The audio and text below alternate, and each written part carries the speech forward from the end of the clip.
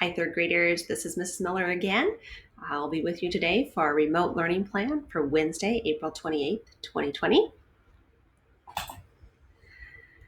Today, here are our goals. We're going to work on word work, look at some pronouns, and then we'll have a pronoun worksheet to fill out. We're going to take a look at the story of Hula.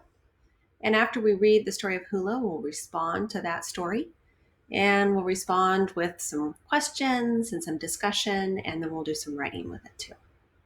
What do you need today? The worksheets that you may have picked up at the school, worksheets you may have printed off, or you could just use a pencil and paper, something that you have around your house.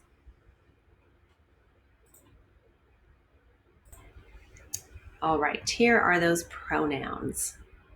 A pronoun takes the place of a noun and refers to a noun. So a noun is a person, place, or thing.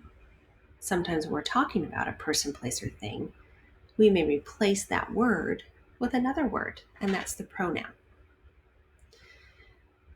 Taking a look at the papers here, use a capital I to talk about yourself. So here's Jack, and he says, I am Jack. I want to find out about Mars.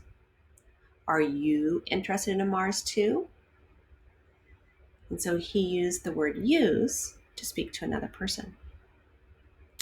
Julia thinks Mars is a good topic. She will help write a report about the planet. And instead of saying Julia again, we replace the word Julia with she. Jack downloaded some photos. He added the pictures to a report. And instead of saying Jack again, we use the word he. The report is almost done. It will be interesting to read. And instead of saying report, we replace the word with the word it, because it is a thing. Over on this side here, grammar rules, pronoun agreement. We use different words depending on if we're talking about just one of them or more than one.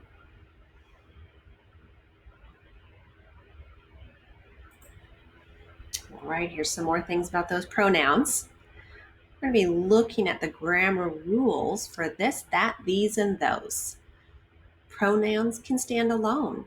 They can be used to point out a person, place, thing, or idea, or more than one person, place, thing, or idea. They also have to do with if it is an item that is near to you or far from you. We're going to be looking at those today. Adjectives describe nouns. They can be used to tell which one or which ones. This pencil, these pens. That pencil, those pens. Okay, so we're going to be reading these sentences and circling the correct word for the pronoun agreement on this paper. So number 1 says, I picked up the paintbrushes. I want these or those, I told Dad. So the person in the story picked them up. That means they're holding them. They are very near to this person. So which one of these words implies near? These or those? Yeah, these implies that they are near to that person that's speaking.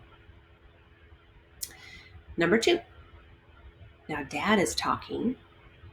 He says, those or that look nice, but we need paint first, he said. And remember, he's not the one that's holding them. The other person's holding them. So are we thinking those or that? Which one implies that they are far from him? That's right, those. The word those implies that the paintbrushes are far. He's not holding them. Okay? So go ahead and figure out 3, 4, 5, 6, 7. You'll need to use the clues in the sentences to decide if the items are near or far.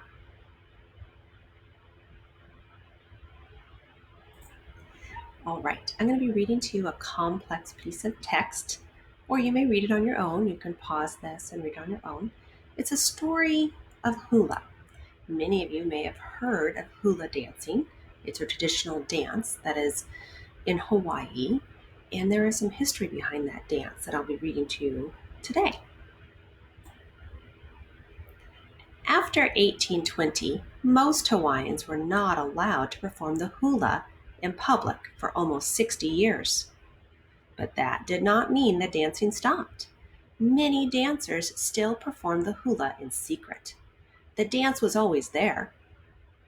Years later, things have changed.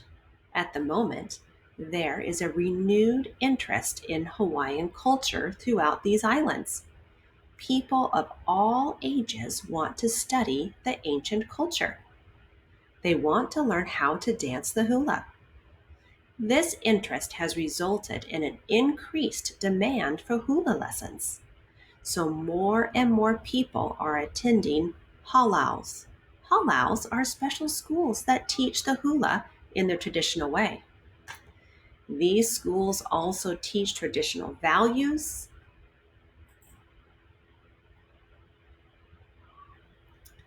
and discipline that go along with the dance.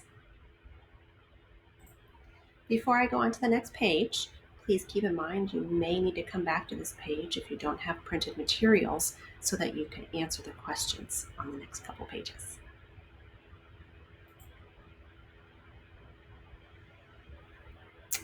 Number 1, what is the text mostly about? Write 1 or 2 complete sentences. Think in your head, what was mostly read during that story? What was it mostly about? Hey, the next few questions have us look back at that paragraph. We might be circling or discussing things that you see in that paragraph. If you need to navigate back, you can, or you can just think about what you remember listening to. So A says reread the first paragraph. Draw a box around each of these phrases, in public and in private. How did a change in the law affect Hawaiians after 1820? So go back, look at it, think about what changed. What was happening in public or what couldn't happen in the public, but what may have happened during private parties. B, underline the second sentence in the paragraph. What has changed years later? Why do you think the author emphasizes that people are interested in the hula at the moment? Why does that matter? Why does it matter that people are interested? C, reread the last paragraph. What is important about the way the hula is taught? Highlight text evidence that supports your answer. All right. Question 3. We're going to take a look at this little piece of text here, these 2 sentences. And it says, people of all ages want to study the ancient culture. They want to learn how to dance the hula. What does the author say people want to do? Look at those 2 sentences and write down what the people say they want to do. Okay. B, with your partner or family member, discuss the meaning of the words study and learn. What do these words tell you about the hula? When you go to school, you have to study and learn. So what does that tell you about the hula? C, how old or young must people be to study ancient culture and learn the hula? What does that show you about traditions? How old or young must people be to study ancient culture and learn the hula? What does that show you about traditions? Who wants to learn? All right. All right, 3rd graders, we're almost done. Last question today. So think about that big question. How can we preserve our traditions? How does this text answer that question? Remember, text is a group of paragraphs or some information put together. So how does this story of hula help us answer our question about how people are preserving traditions? All right.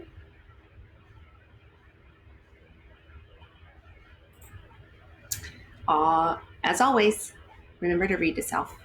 I'd like you to be reading at least 20 minutes to yourself. This can be the best part of the day. You get to pick what you want to read. You can read books on Raz Kids or articles or information on Freckle. You should have access to these programs. If you don't know your login and passwords, please ask your teachers. Well, we're all done. Great work today, you guys. Yesterday's joke was, why did the teddy bear say no to dessert? Answer, he said he was already stuffed. All right, new joke for today. Why did the cookie go to the doctor's office? Come back tomorrow for the answer. Have a great day, you guys. Goodbye.